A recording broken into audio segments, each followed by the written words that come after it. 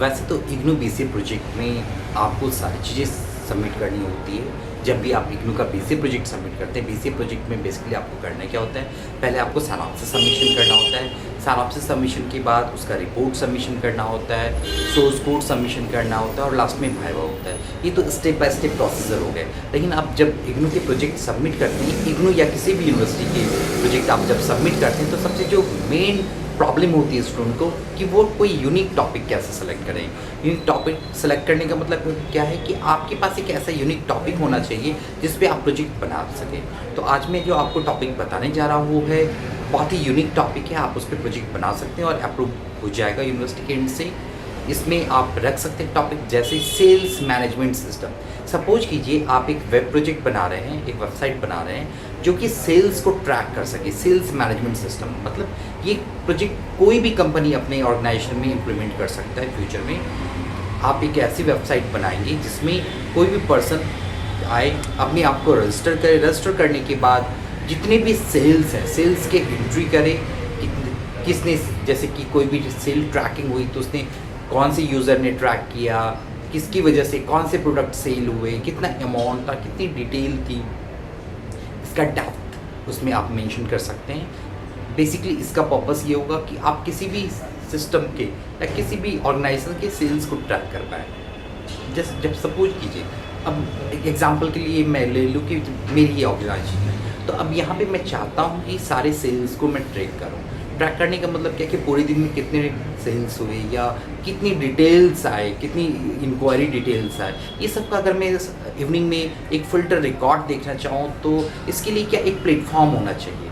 ऐसा ही प्लेटफॉर्म आपको बनाना है। इसमें कुछ मॉड्यूल आप यूज़ कर सकते हैं। मॉड्यूल में क्या हो सकता है, जैसे सपोज़ कि सबसे पहले होम पेज होगा आपका, जिसपे आपके मेन पेज होंगे, जो मेन डिटेल होगा।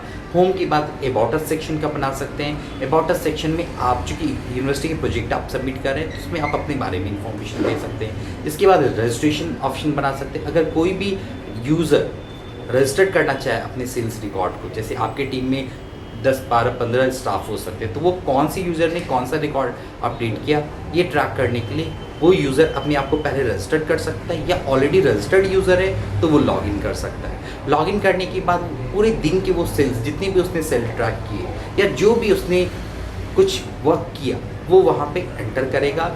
टाइम वाइज एंटर हो जाएगा उसका रिकॉर्ड, और फ्यूचर में जब भी एडमिन देखना चाहे तो पर डे के हिसाब से वो पूरे टीम का ओवरव्यू देख सकता है कि कितने सेल्स हुए या कितना वर्क इम्प्लीमेंटेशन हुआ।